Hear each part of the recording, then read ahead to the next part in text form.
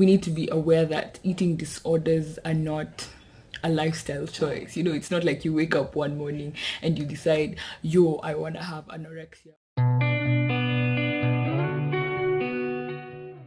Hi guys, it's Mitch Abira for Project Fmile, and we are back with another video. So today we will be talking about eating disorders, and here's why.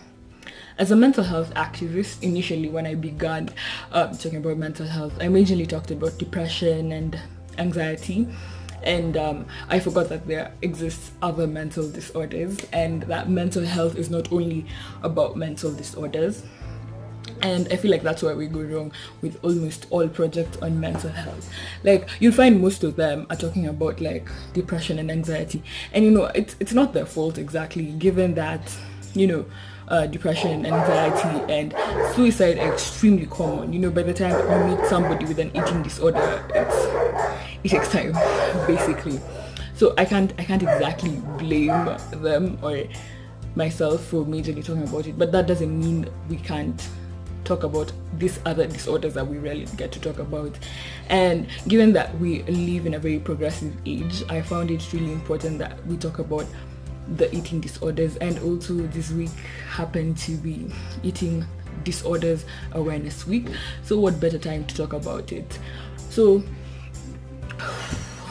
the 3 eating disorders, that is bulimia, anorexia, and binge eating disorder. I feel like although the movies, especially that try to depict bulimia and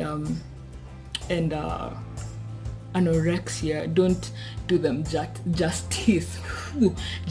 Anyway, they don't do them justice because they don't portray what it is like. And for me, I feel like we need to be aware that eating disorders are not a lifestyle choice. It's not like you wake up one morning and you decide, yo, I want to have anorexia, or yo, I want to have bulimia. And we also have this misconception that it only affects girls, because I remember watching a video by, I think, BBC or something, and the video is basically things not to tell someone with an eating disorder. And the first thing that most people think is that an eating disorder is exclusively to males. To females rather. We never think of, a male can actually have anorexia, or have bulimia, or actually have binge eating disorder. And I feel like also binge eating is not portrayed correctly on like mainstream media, which isn't right.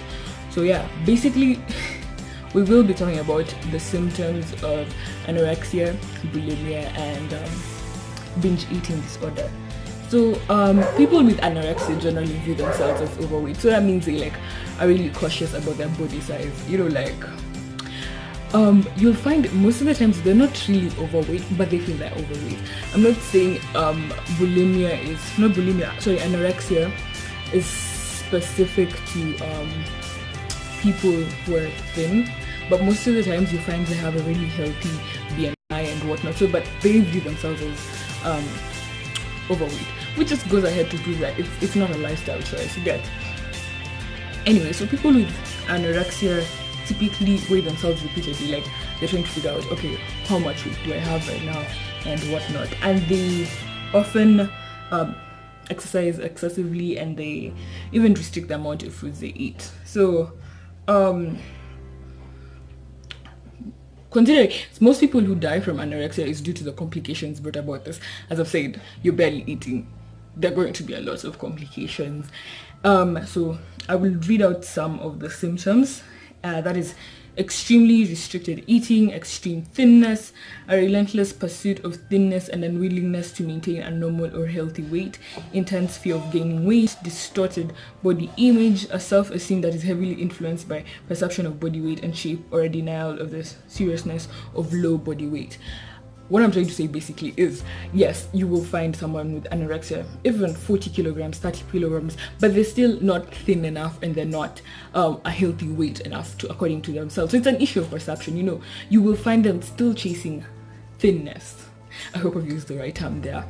And yeah, the thing is, now you're exercising excessively, you're not eating well. So of course, there are bound to be other complications brought about with this. So yeah, thinning of the bones, definitely, because you're not eating enough. basically not getting enough vitamins and whatnot. Mild anemia and muscle wasting and weakness, brittle hair and nails, low blood pressure, severe constipation, brain damage, multi-organ failure, infertility. So of course, again, brought about by eating complications. And I think we need to take anorexia more seriously than we do. I hope I didn't confuse the two, anorexia and bulimia, earlier in the video. So yeah, I was talking about anorexia here. And next, we're moving to bulimia nervosa, just bulimia. I hope I pronounced it right. Bulimia. So people with bulimia have a recurrent kind of habit of eating large amounts of food, and then it's followed by behavior that compensates for the overeating. So most of the times they force themselves to puke, but that's not the only method. Sometimes they exercise excessively, and yeah.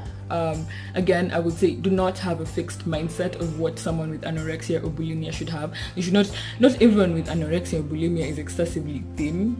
So yeah, please be careful about that.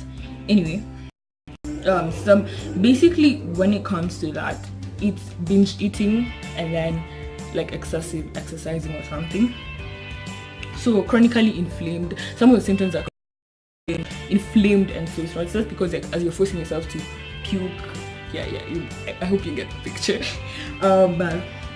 Swollen salivary glands in the neck and jaw area, acid reflux disorder and other gastrointestinal problems, again because you're forcing yourself to puke, so the acid ends up coming up and whatnot.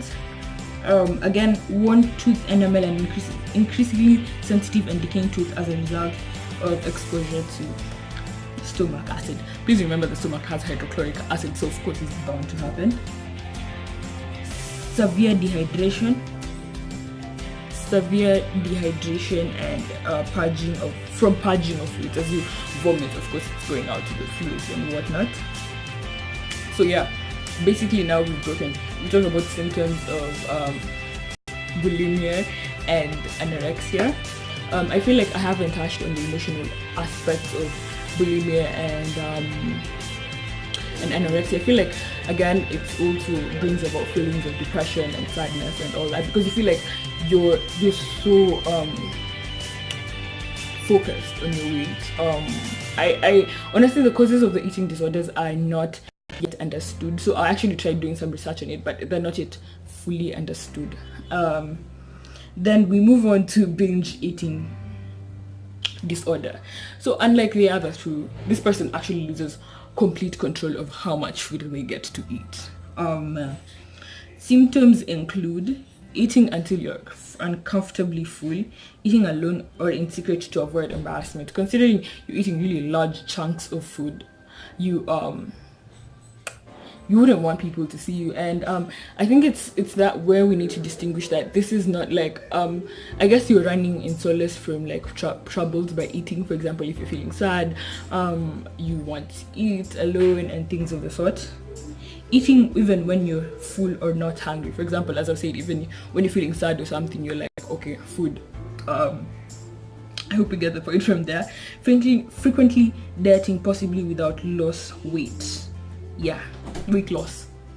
Okay, so if you feel you are experiencing any of the above symptoms I've talked about, of any of the eating disorders, please get some help.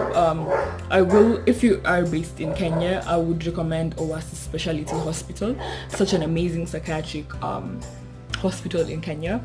It's based in Westlands, Nairobi. And yeah, there are also things I would advise not to tell anyone with an eating disorder. I will put the link in the description of the article, because some things are really insensitive. I hope you have enjoyed this video. Give it a thumbs up, like, share, subscribe. Thank you.